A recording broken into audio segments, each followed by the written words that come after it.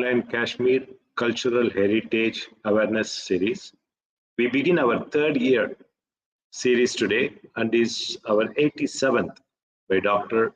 Karthik Ramesh, which is in continuation of the topic Secrets of Astrophysics from Kashmir Shaivism, Part 2.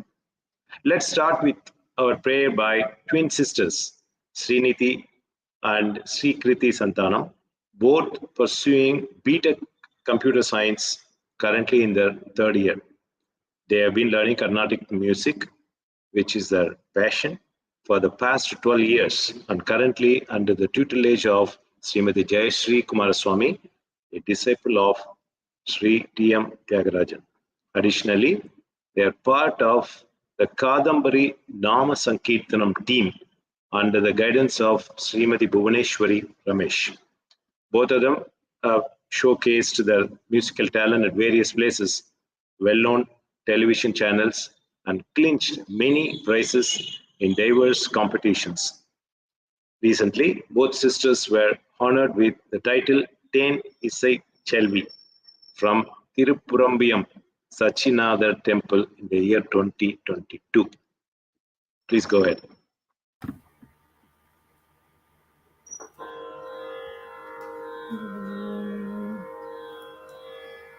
Sannidhanam, Divya Sannidhanam, Sannidhanam, Divya Sannidhanam, Kanchimanagarilor Sannidhanam, Sannidhanam, Divya Sannidhanam, Kanchimanagarilor Sannidhanam, Sannidhanam, Divya Sannidhanam, Sannidhi munnindru Sanchalam Tirumendru, Sannidhi munnindru Sanchalam Tirumendru, Santatham Chendri Seydal Vandarul Seyum Divya, Santatham Chendri Seydal Vandarul Seyum Divya, Sannidhanam, Divya Sannidhanam, Chandrashekharendradim Jyoti Swarupam, Chandrashekharendradim Jyoti Swarupam, Sadguru Jayendra Swami in Arul Rupam, Sadguru Jayendra Swami in Arul Rupam, Kali Yuga Ilamayile Vadi Kartam Vijayendra, Kali Yuga Ilamayile Vadi Kartam Vijayendra, Tirumurti Swarupate Kandal Kali Tirum, Tirumurti Swarupate Kandal Kali Tirum, Sannidhanam, Divya Sannidhanam, Kanchimanagarilor Sannidhanam, Sannidhanam, Divya Sannidhanam, Divya Sannidhanam, Divya Sannidhanam.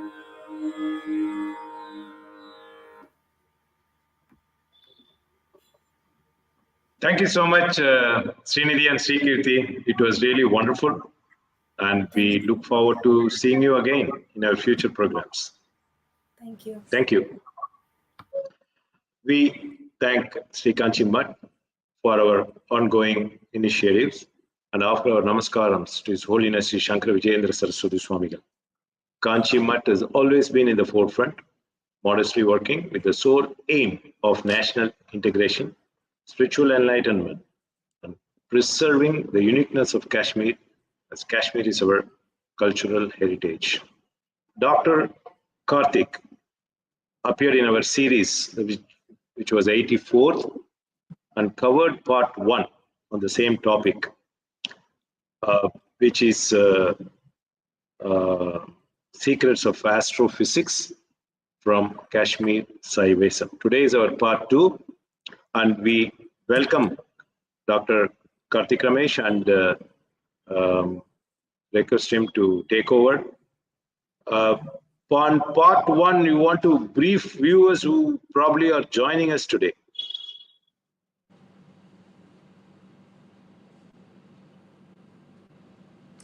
Are you able to hear? Yeah, I'm able to hear. Am I audible? Yes. No, I was just wondering, for viewers who are joining today, maybe you can start with a brief, or is it a prerequisite they should watch part one? No, that's not required. I will basically continue this series, not a problem.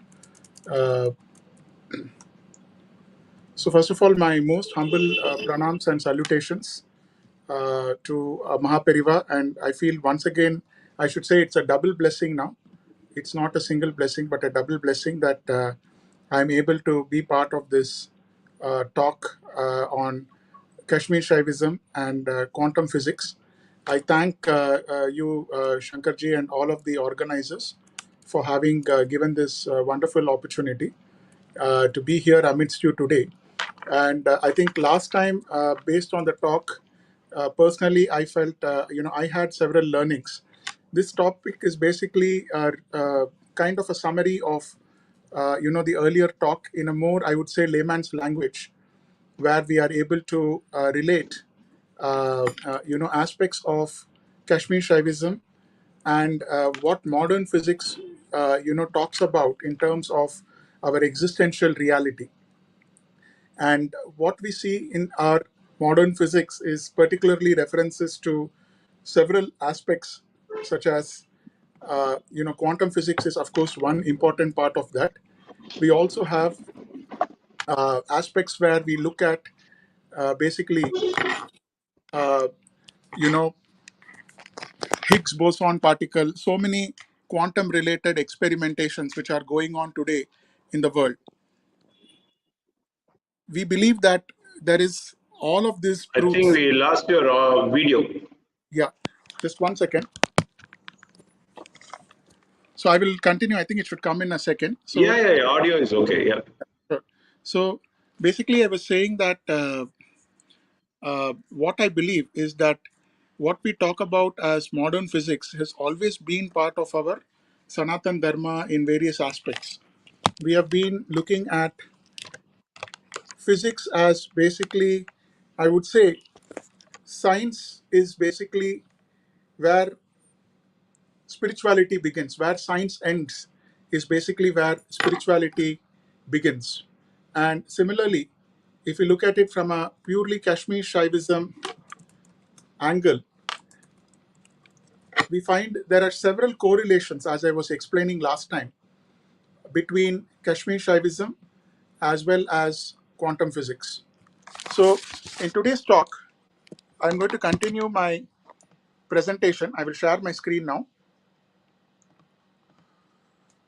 And I will also kind of give an entire overview of what I did last time so that there is a kind of continuity for people who possibly missed the last session. So allow me to share my screen. This research is an ongoing project which I'm doing as part of my research thesis in Pilani. A quick kind of a recap or an introduction.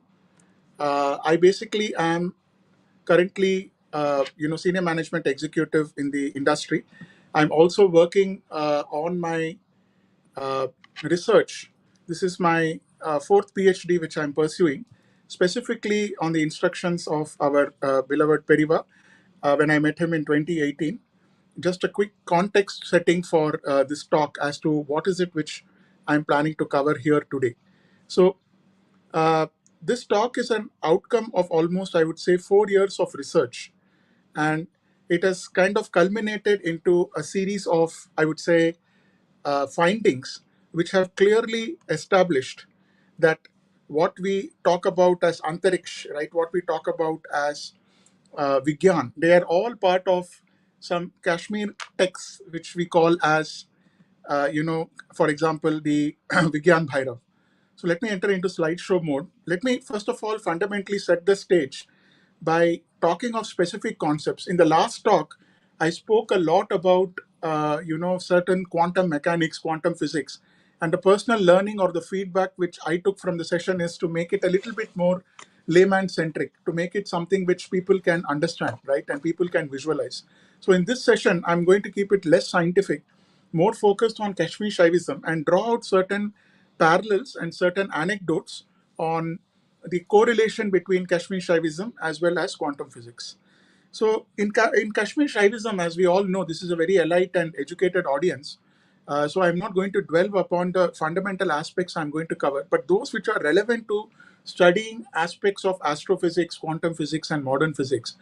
We believe that Lord Shiva, Paramashiva, he is the quintessence of all existence. He is all that exists. In fact, Shakti, his very manifestation of energy, which even the Spandakarikas talk about in the Kashmir Shaivism, is nothing but an illumination. It is manifestation of the cosmic energy, the ever-prevalent Lord Shiva.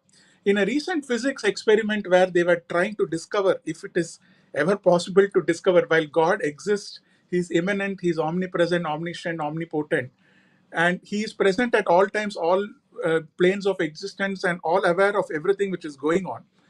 I believe that the Higgs boson particle, collider experiment, which was carried out to discover within quotes the God particle. What is it which we cannot define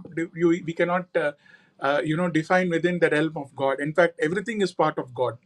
And I want to rewind back to more than I would say close than 14 billion years of existence, when everything existed in the infinitesimally small place of existence before the cosmos itself got created, and we find in our Sanatan Dharma, not just in Kashmir Shaivism, the references to the Omkara, the primeval sound, which kind of primated everything which existed before.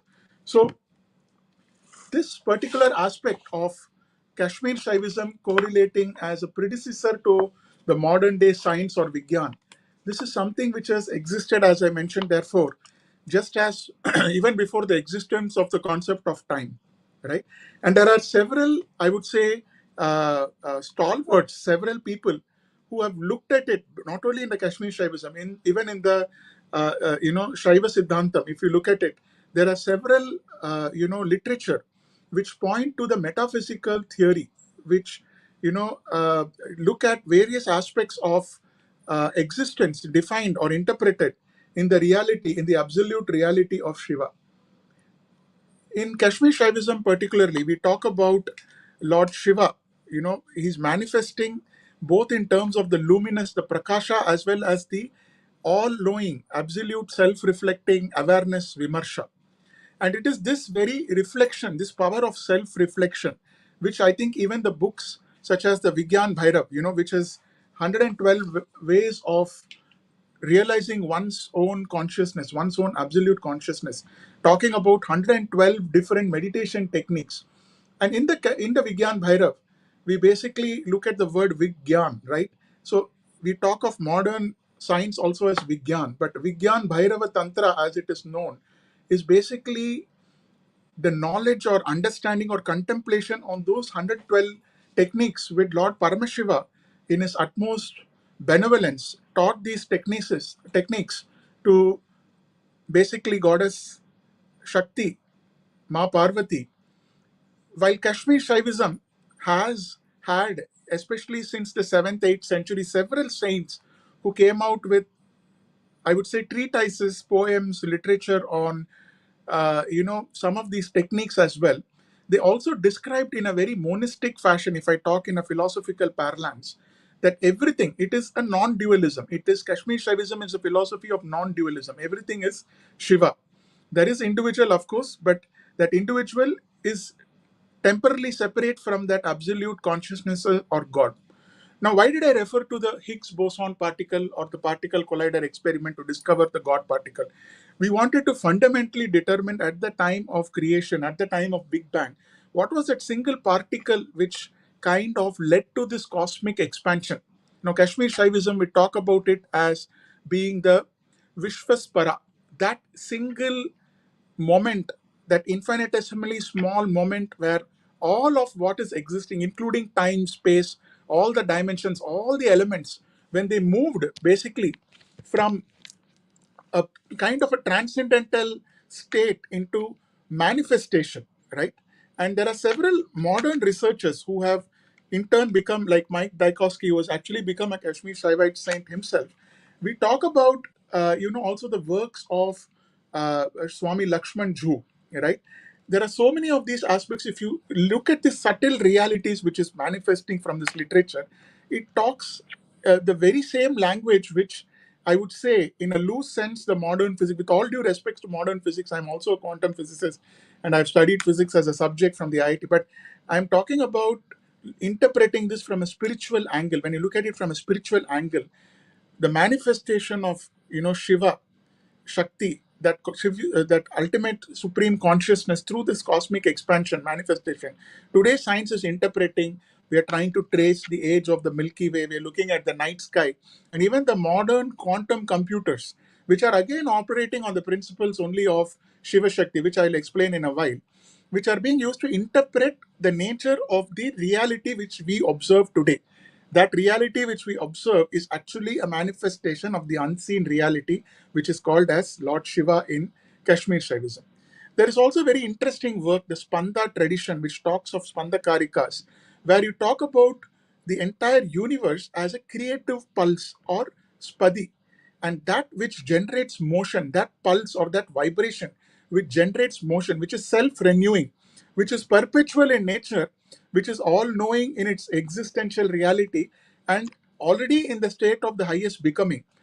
When that pulsates, when that reality pulsates or expresses itself, right, that radiance becomes a manifestation of the observable universe. Now, I'll convert this in the next few slides into what we look at as, if I can say, objective science or objective reality or modern physics. The very famous saint, Kashmir saint Abhinav Gupta ji, he also spoke about the subtlety of some of these moments and described Lord Shiva while being in the state of absolute non-action, yet full of activity in this subtlety as expressed through the manifestation of Shakti or the supreme power. So why have I shown these two things, the cosmic expansion and the spanda vibration, the explosion or the throb? It is a spontaneous expression or the reflection of that absolute reality. And in Kashmir Shaivism, we talk about Icha Shakti, Jnana Shakti, Kriya Shakti. When there is that spontaneous will of Lord Shiva to manifest himself as the universe, we look at, close correlations with what science is today describing. It is just like we describe the same truth in different dialects or languages. India is a land of unity in diversity. In probably it is the only land in the whole world, in this whole, if I can say, Prithvi, in this where a man, even a worker today, whether he's white collar, blue collar, begins his day with a 10,000-year-old mantra. That is the greatness of the Sanatan Dharma, right? So even without the discovery of all these concepts of modern physics, astrophysics, gravity, we have to be very proud and grateful of the tradition which we carry today as Sanatan Dharma. And that is expressed, through some of this research which I have as findings as to what is the connection. If you look at some of the greatest thinkers, be it Schrodinger, be it Albert Einstein, be it Feynman, so many people today, we talk about quantum computing. IBM has one of the world's, leading quantum computers. Google today is investing billions and billions of dollars in the space of quantum computing to do a few arithmetic operations. Perhaps if all our energies, while I'm a big fan of the great moon landing and all of that, perhaps that inner reflection, that inner search will lead us to the discovery of several subtle realities which are already manifest in front of us but are hidden from our view because of the veil of Maya. And even till date, quantum physicists themselves, not just Feynman, who says that nobody understands quantum physics. It is like saying that Asatoma Sadgama, lead me from that darkness of ignorance to light. The scientist is subtly saying the very same mantra, but in English, by saying that I don't know. And the only thing which you know when you read more or when you know more or discover more in scientific evidence is that is how infinitesimally small our existence is in this play of reality. And today it has moved, I want you all to ignore the technical terms, quantum computing. But what I'm trying to say is from fundamental understanding of quantum physics, which started with something as simple as a Schrodinger cat equation, right? Which spoke about putting a cat, an innocent cat, into a enclosure and exposing it to some radioactive material, and then telling whether the cat would have been dead or alive. This experiment was a thought experiment. There was no harm done to cats, so all cat, dog lovers, animal lovers need not worry. But this was the thought experiment of Schrodinger. But what he was alluding to in spiritual terms, there could have been several states of existence. We have this reality already in our Sanatan Dharma. We talk of different planes of existence. We talk of different cosmic worlds, right? Kashmir Shaivism similarly talks of everything which we see and experience as being as manifestation of Lord Shiva. We also talk of the important aspect of tattvas. You have the Ashuddha tattvas, the Shuddha Ashuddha tattvas, and the Shuddha tattvas, the pure aspects. Now, why did I mention again Schrodinger cat when this cat experiment was imagined by the scientist Schrodinger? He said that there is an equal possibility at a given point of time that the cat is half dead, half alive. That is, if you could describe characteristics of the cat as being alive and dead, you could say it could be completely alive, it could be completely dead, it could be alive moving to a dead state, it could be dead trying to recover and become an alive state. So different states. Now our tattvas in Kashmir Shaivism have similarly been classified, and this came much before Schrodinger's cat equation, of talking about existential reality in terms of basic tattvas. Similarly, they spoke about energy manifestation, Chitta Shakti, Ananda Shakti, Ichcha Shakti, Jnana Shakti, Kriya Shakti, and how the divine energy from that absolute manifests itself as an awareness of the divine consciousness, first of all through Chitta Shakti, knowing, the power of knowing, creating a consciousness aspect itself, manifesting as Chitta Shakti. Ananda Shakti being in that realm of bliss, right, where there is no separation between the identity of the unmanifested Shiva and the manifest Shakti as energy. Basically, in scientific terms, we talk about massless states, entropic states. In quantum physics, we talk about superposition. We talk about electron not being in a single place. Our typical physics chemistry books, which we have read in schools, in classical physics, as we call it in technical term, talk about the electron as revolving around a nucleus in an atom. But truly speaking, the electron is moving between different energy states. There's nothing to establish that it is going around in a particular symmetry or circumference. It is moving constantly between energy states. That is, however, an element of symmetry, right? And when that absolute supreme consciousness of Shiva decides through its divine will, manifesting itself with the Aham principle, that creates the Sada Shiva Tattva, right? And gives the aspect of Ichcha Shakti. And Kriya Shakti is that of action. We saw the reference of Spandakarikas, right? Now, I'll keep switching between astrophysics, Einstein, Schrodinger, and connecting it with some aspects of Kashmir Shaivism. Now, Einstein was known for, without getting too much into physics, he did not get the Nobel Prize either for general theory of relativity, neither he got it for the special theory of relativity. He got it for his discovery of photosynthesis and the aspects of photons and light beams. So, but in his fundamental research, if I have to decipher or simplify this for a layman, even Einstein, at the time of coming up with these theories of general relativity special, could not explain the aspect of nothingness in space. The aspect of nothingness is very beautifully explained in Kashmir Shaivism. We'll come to that. It did not explain how time comes to a standstill when you go to a black hole. What is a black hole? In scientific terms or simple terms, the Surya Bhagavan, which we observe, as the age progresses over billions of years, ultimately, when it runs out of energy of all the reactions which are happening at the corona core of the sun, it collapses into itself, and it collapses in such a way that nothing, including gravity, nothing, including light, also escapes from a dead star. And that state is called as that of a black hole. Meaning of a black hole is you cannot see it in space. So black hole is different from vacuum. Vacuum is empty space. Black hole is where the star has collapsed and it has become so powerful that nothing, including light, can escape from it. Right? Now, I will connect these aspects to Lord Shiva shortly. But if you look at what Einstein was trying to, he was in a fix himself. In special relativity theory, he gave the very famous equation which all of us know. You ask even a 4-year-old what is Einstein's equation. E is equal to mc squared. Energy is nothing but mass into the speed of light, where c is basically the speed of light. But even this special relativity theory could only deal with certain frames of reference which we called as inertial frames.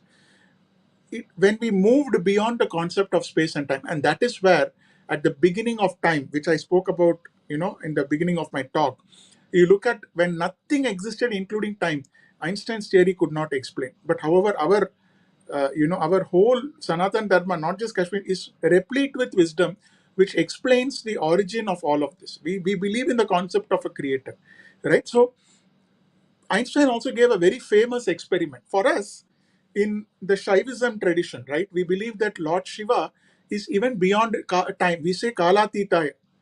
He is a Kalatita, he is beyond time. So possibly, and this is not a finding of mine, nor am I saying there is a connection, the description of a black hole is something of a manifestation of this timeless attribute of Lord Shiva. And Einstein gave a beautiful experiment about this. Or again, it was a thought experiment. It was not a real experiment. He said, suppose there were two twins. Suppose myself, Karthik, and I had another twin called Karthik 1. Suppose Karthik 1 was sent by some spaceship to a black hole. And at a black hole, I want you all to remember, even time, space, gravity, nothing escapes. In fact, the entry point of a black hole is called the event horizon, where even there is no time. So imagine that somehow Karthik 1, my twin, reaches that black hole, and somehow from the earth, myself, Karthik, I'm observing that my twin brother is falling into a black hole. For eternity, I will keep viewing that he falls in the black hole, because there is no concept of time in a black hole. Everything is swallowed by the black hole. And here, I will be seeing that tragic incident of my brother falling into the black hole for eternity. This is a famous, anecdote which Einstein has given to describe and his theories about space-time, about objects, about masses, space-time curvature, space-time continuum. All of these things could only explain to a certain extent. What is the unknown secret, right? Where is it which, beyond all of this? Let us recall that the greatest of Kashmir Shaivite saints, right, including the likes of Laleshwari and all of them, they were born much before Einstein was even born on this planet, even before the concept of modern science. And I'm not trying to refute modern science. I'm a physicist in my research. However, what I'm trying to humbly establish here are greatness of Kashmir Shaivism and Sanatan Dharma. Even before the gentleman who discovered gravity was born, we had our Kashmir Shaivite saints writing beautiful literature, beautiful poetry on the topic of, if I can say, cosmic objects. They were talking about the force which existed. Lal Ded in many of her poems has referred to this. So it is quite evident through literature and research today, even modern research. First of all, starts with a fundamental literature review section. In this literature review, if you go and research our own Kashmir Shaivite literature, you will find not one, but you will find several poems. You will find descriptions also of for example, again, quoting Lal Ded, in some of her works or poems, she talks about observing nature at one particular point of time as a manifestation of a unison of Shiva and Shakti. She's not talking about the physical realm of existence. She is able to see beyond the physical manifestation of this universe. Lal Ded was able to express that inner vision which was having, or rather experiencing, then seeing, as a manifestation. Everything around her transmitted itself or represented itself as a manifestation of Shiva. That was the level of evolution. We even had great saints down south in Karnataka, Akka Mahadevi, and so many of the Botswana, so many have described Lord Shiva this way, as the unmanifest reality. So that there lies the greatness of our this thing. Now I spoke about Big Bang. The word Big Bang was used in a BBC TV show in 1997. However, just leave Kashmir Shaivism alone. As I said, if you go back to the eons of existence of our Sanatan Dharma, we knew that everything existed as a bindu. We used to call it bindu, they call it as a Big Bang, right? It's a very, very similar, right? So today scientists are confounded, and I use the word confounded with intention, with the aspect that 98% of what we talk about as the universe today is actually nothing but dark matter. Dark matter means something which we cannot see, but it exists. And how have they detected? They have detected this through various telescopy and various equipment which they are using for astrophysics, right? And they have also observed that 85% of the matter which is there in the universe contributes to 68% of the total energy. However, the energy from the observable matter is not contributing to the universe. The energy from the unobservable, it is known now that the greatest impact of the visible universe. What do I mean by visible universe? Our Earth, everything we see around, not the man-made creations, the natural creations, the stars, everything which we see beyond the Earth's atmosphere, the moon. There is so much of talk now of Chandrayaan and Chandra, but I'm talking about objects far beyond that cosmic realm. Beyond all of that, majority of universe is being controlled and being influenced by dark energy or dark matter. If you go back to our Kashmir Shaivism, we say everything is Lord Shiva. He is prevalent everywhere. There's nothing but only Shiva. The Shiva principle exists in consciousness. When they did this Higgs boson experiment, they not only discovered the God particle, they also came up with a concept called as a Higgs field. You'll find a lot of similarities. Higgs boson particle existing. The God particle is an unknown, untraceable particle, visible only in certain, small microscopic or subatomic, observations, which take years to do those kind of experiments, right? However, our Sanatan Dharma, Kashmir Shaivism, just by the mere act of observation, follow the 112 techniques through a trained master, get initiated, and when you observe things in their innate reality, you will be able to see the same experience which possibly scientists are trying to see. However, the Shiva which we are talking is beyond the dark, beyond the matter. But what I'm trying to draw parallel or similarity is the dark energy, something which is not visible, which is not manifest, which is not measurable today by science, is contributing not only to the majority of the matter of the universe, it is the driving force of the entire energy of the universe. And they do not observe, they do not reflect, they do not emit light like a black hole. Now, the black hole is not a dark energy, but I'm just trying to give a similarity, right? In our Shaivism concept, we talk about Kala Bhairav. We talk about, for example, Ujjain being the center point of the universe in terms of latitude, longitude. But the concept of time coming to standstill. We hear the beautiful story of Sage Markandeya and how his life was saved. So many beautiful examples where even Lord Yama and Kala could be overcome by Lord Shiva, right?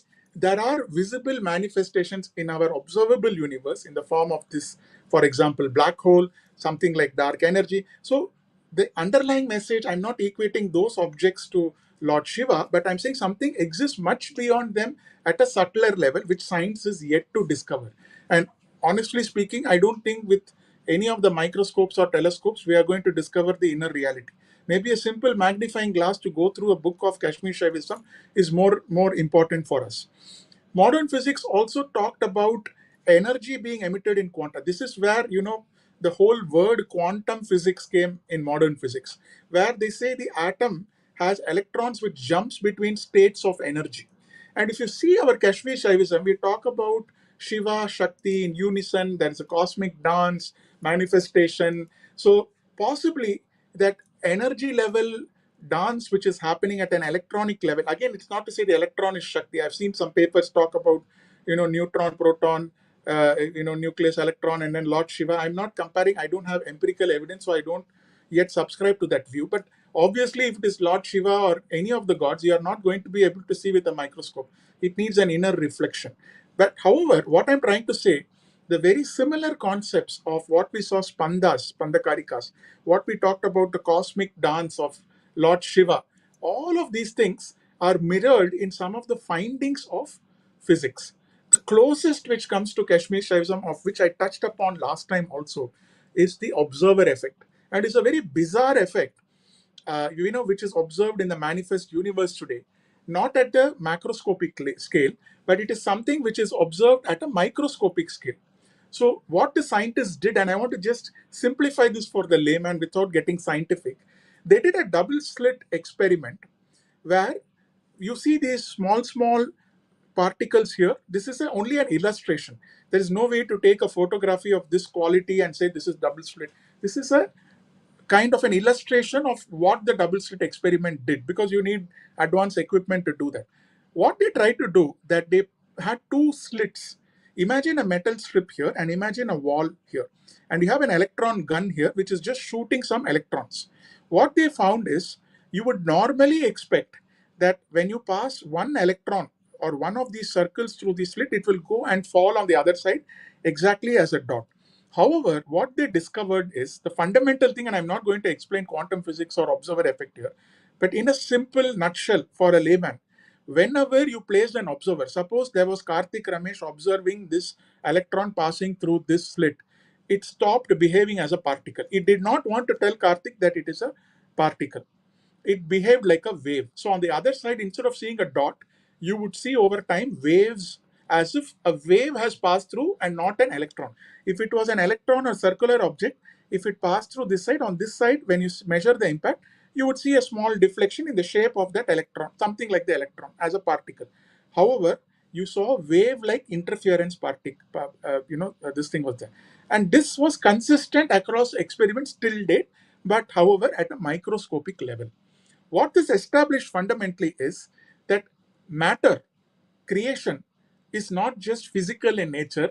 It is definitely, they didn't use the word metaphysical, I'm using the word, it is definitely metaphysical. It is more of energy or quanta. It is both a particle, both it is a wave of energy. That is a fundamental principle of quantum physics observer effect. But what is more important here, I want to underscore two things here. One is the act of keeping an observer. When did this phenomenon happen? The electron stopped behaving like a matter when somebody observed. It stopped behaving like a particle when somebody observed. So the observer effect is key here. I want to underscore only that. And I want to relate the observer effect to the 112 techniques, which Kashmir Shaivism talks about that, right? Now, there are different techniques, and I just want to, be very precise and give couple of examples here, right? Kashmir Shaivism in Vigyan Bhairav Tantra, for example, right?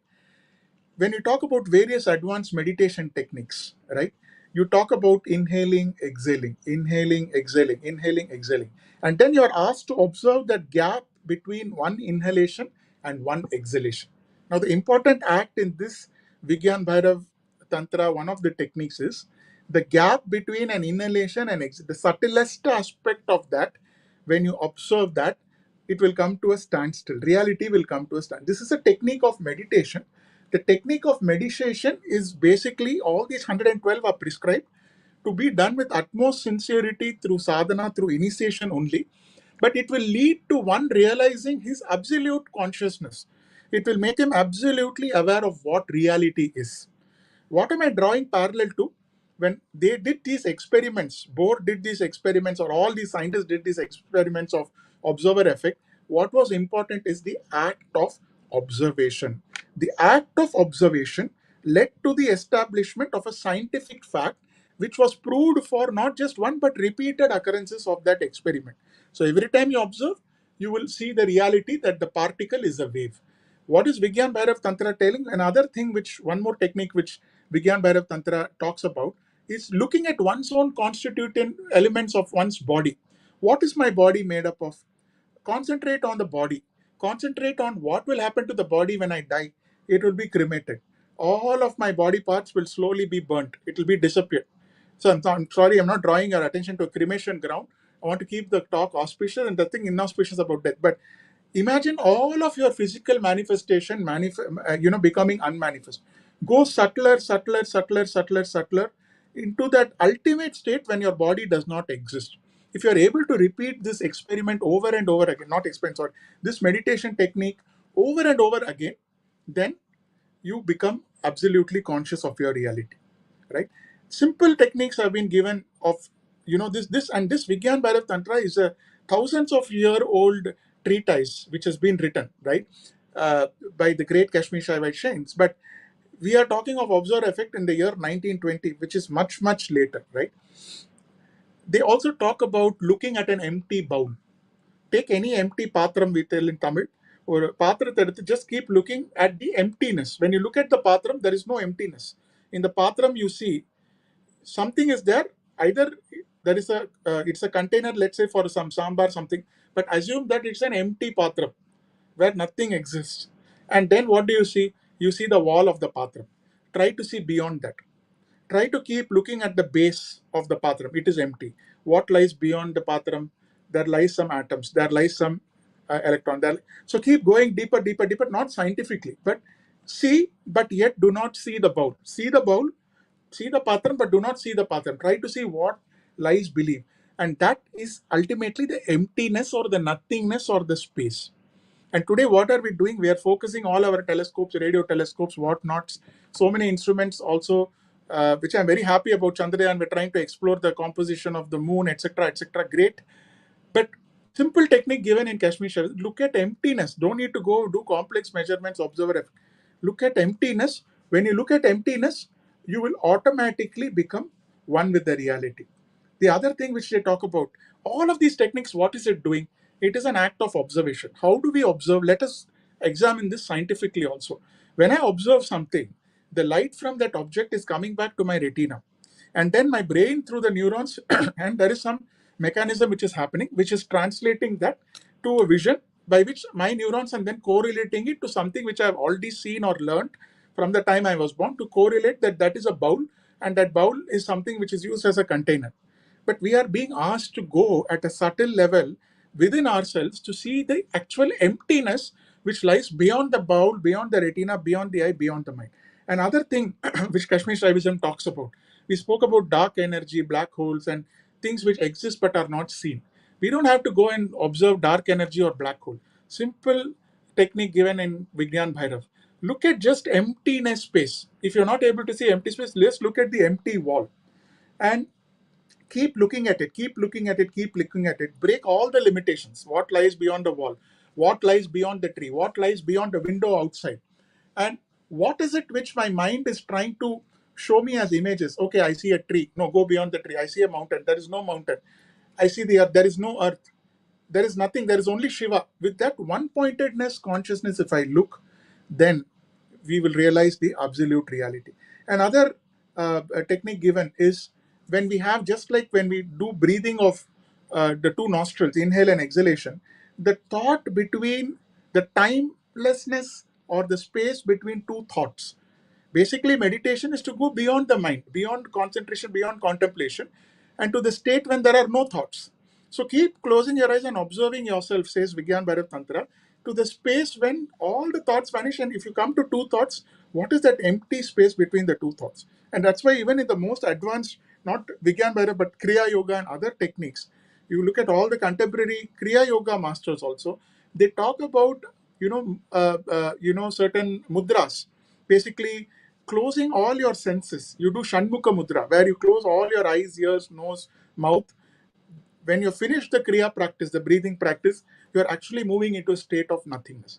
But what I'm trying to say, amidst all of these theories, I'm bombarding you with Einstein's relative theory, black hole, dark matter, dark energy, observer effect, double slit experiment. The fundamental, truth here is that we have to look within, we have to look at the absolute reality.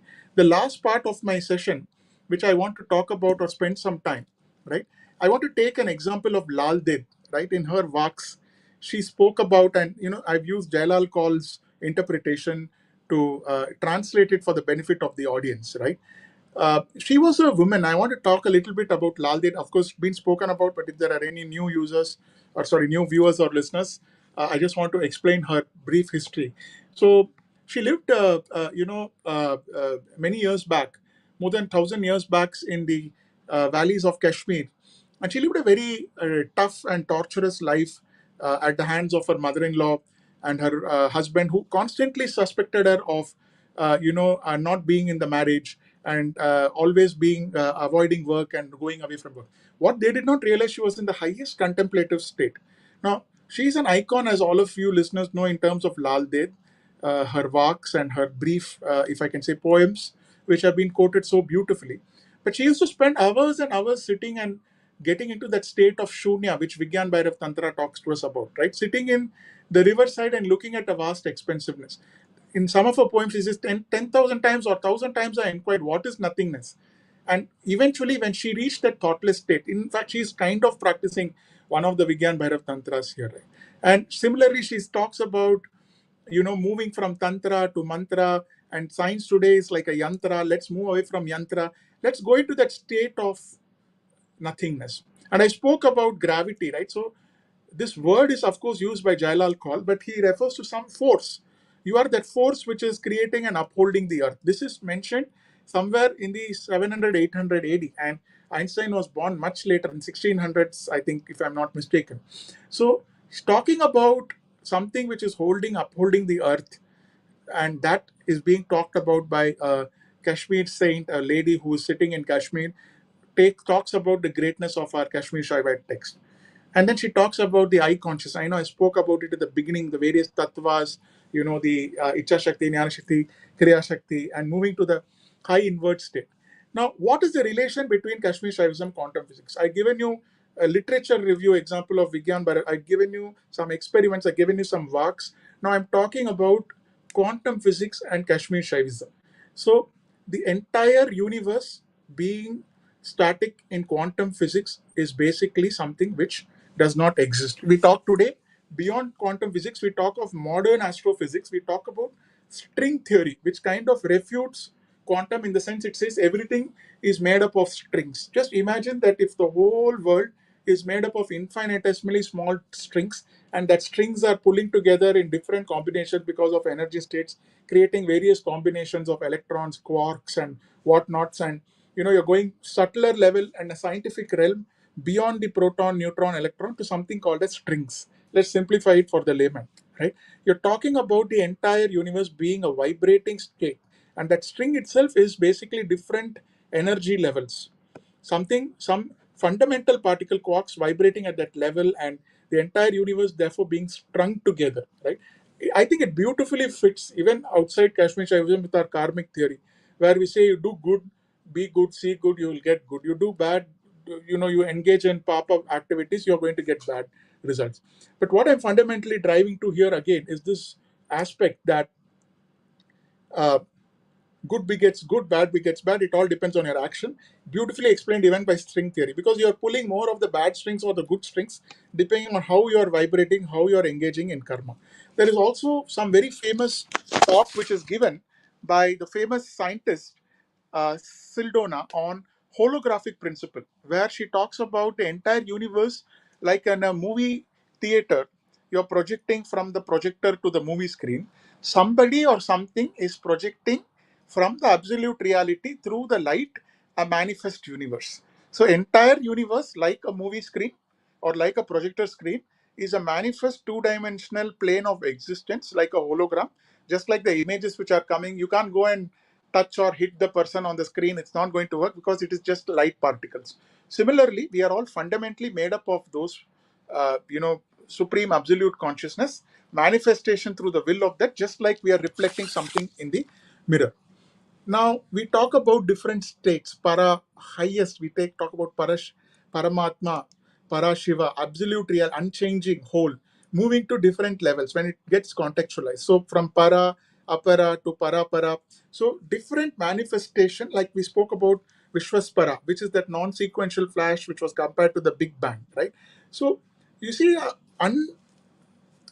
you know, I would say something which you cannot miss in terms of the symmetry which you see between the teachings, the literature, the kind of expressions of the highest truth in Kashmir Shaivism, manifesting or being discovered to a very, very small extent in modern physics. Leave alone astrophysics, but I'm talking about just the aspect of quantum physics or modern physics or statistics. So this is what basically I wanted to cover today. Today I wanted to finish like maybe a few minutes earlier so that I could open up for certain questions or certain dialogues, and therefore make better use of the time. So I will stop, basically take some certain questions.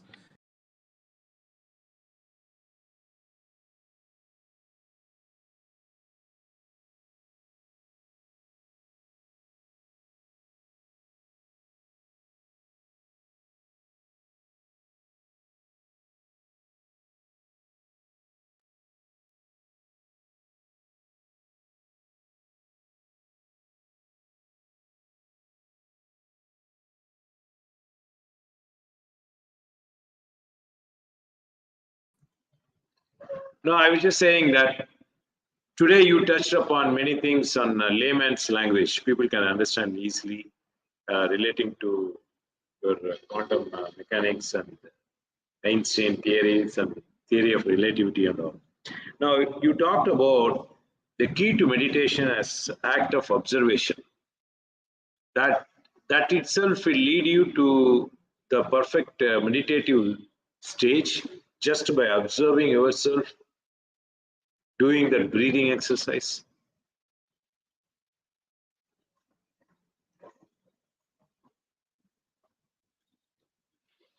Okay, I'm not able to hear you.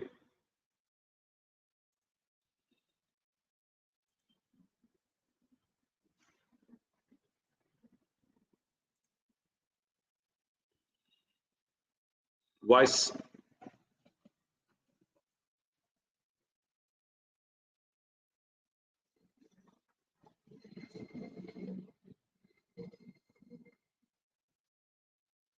No, it's still not audible. I see your mic. No. Can you hear?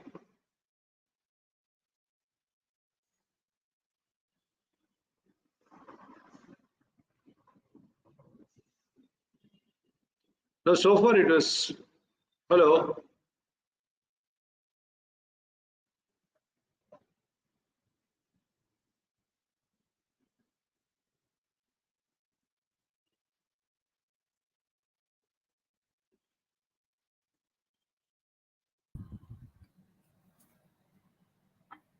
Can you hear?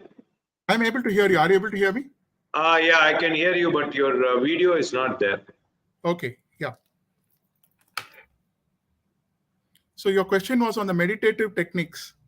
Correct. Yeah, you were talking about reality and stand still. You touched upon the observer effect. Right. So what I was telling is just by act of observing, just practicing that between your breathing, that itself leads to, it's a key to meditative state. Yes. So I want to explain that a little bit. We talk about the manas, right? So as I was giving an example, we have different thoughts when we are basically. Am I still audible to you? My Yeah, now voice? I can hear you. Yeah. Yeah. Well, only voice, audio. Yeah. So basically, when there is an observation through the eyes and it is going through the mind, we are talking basically of activity which is constantly happening. So Vigyan Bhairav Tantra is in Kashmir Shaivism is not only giving us a technique of breathing or a technique of meditation. It is basically dissolving the mind, and it is far beyond contemporary meditation techniques. Like for example, we talk about Kundalini, the Just various. chanting a mantra. Yes, yes. It is just being in the state of nothingness, so that one's mind gets completely dissolved. And when one mind get completely dissolved, you are in the state of chitta or pure consciousness, which is one of the tattvas. That is why I opened up the talk by talking of tattvas and chitta consciousness state.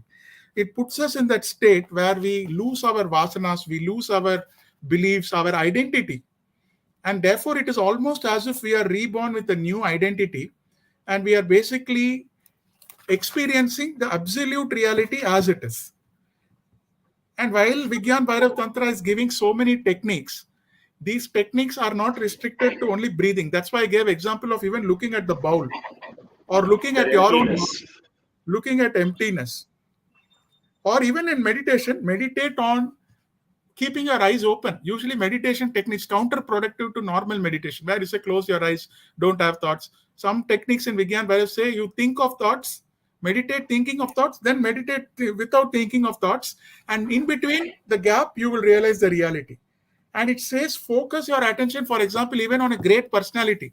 It can be Rama, Krishna, it can be your parent, whatever, but ask yourself the question, what lies beyond that? What lies beyond that? So therefore the whole world seems like a jugglery. It seems like an act of illusion. It seems like a expression of the supreme Lord Shiva, and it is experiencing that state of being beyond the manifest existence. And that's why I correlate it with the observer effect, where you say the state of observation changes the nature of the particle or what you are observing. So what the outcome of that is the so-called byproducts are endless, right? Once observing Yeah. the So the cosmic energy. yes, the entire philosophy of Kashmir Shaivism is basically resting upon non-dualism. I spoke about it, monism, right? Everything Yes. is Shiva. So when you reach that state, when you are not in two dual states of mind or observation, you are actually moving yourself, your consciousness, to that non-dualistic state. You are moving beyond your senses. You experience the omnipresent reality which is beyond the mind. And that's what saints like Abhinav Gupta, saints like Lal Ded, or even down south, we don't refer directly in Kashmir Shaivism, Akama, all of you find a lot of similarities, right? And that we basically say is you're letting go of the support of the mind. In fact, there are techniques which even says leave concern for your body, to forget the body, or look at even the incidents between you sneeze and between you stop sneezing, that interval of nothingness, when that is realized, when the mind is dissolved, you absolutely reach the highest state of consciousness. So finally, it's a one's observation and consciousness that is Correct. what is going to be the outcome of this. Yes, and you don't need a support for it. The beautiful, I think, underlying message is the ultimate support in Kashmir Shaivism. Everything rests on Lord Shiva. So, in Lord fact, one Shiva. of the techniques says sit up on the bed without support and imagine that you don't have support, you will become Lord Shiva. So, what a beautiful concept, right? So, when you, it's almost a state of absolute surrender in a sense. While Kashmir Shaivism is not about Dvaita or path of devotee and Lord, it is about a monism or single philosophy, right? So I hope I've answered that question. Yeah. No, but you see, as in Tamil, we have Ellam Sivamayam, Om Namah Shivaya. Like that, it Yeah. exists in other parts of the country. The equivalent of Shiva, the way we talk in, we have our own Saivism in Saiva Siddhantam, in Tamil. Correct. There is, Correct. Correct. Tiruvadadira Adinam is conducting a course in our Correct. area, Saiva Correct. Siddhantam. Like that, do you have that in other parts of India as well? Or it's only Kashmiri Saivism and one in southern part? No, I think Kashmir, like, just since you referred to Siddhanta Shaivam, right? You look at it that in that you are basically, an aspect of Shaivism, which is you're basically going into the Shiva Agamas, right? It's again, I mentioned about Right. this. It is about Yes. it is a dualism. It is about devotee and Lord Shiva. But Kashmir Shaivism, it is monism. It is single-pointed philosophy Yes. that everything is Shiva.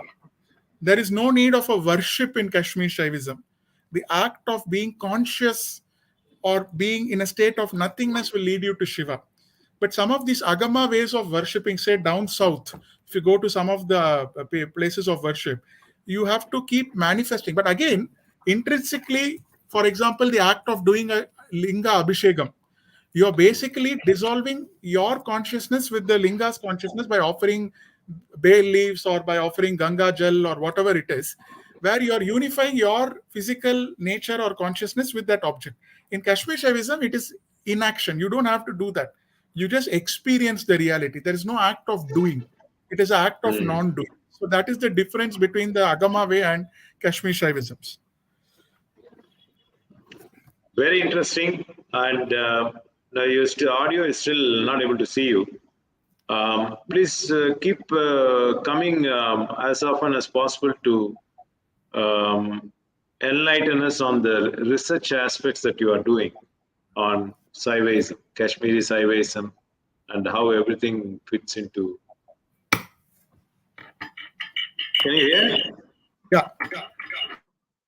Yeah, okay. I'm So back on I was the just telling that, I was just telling you that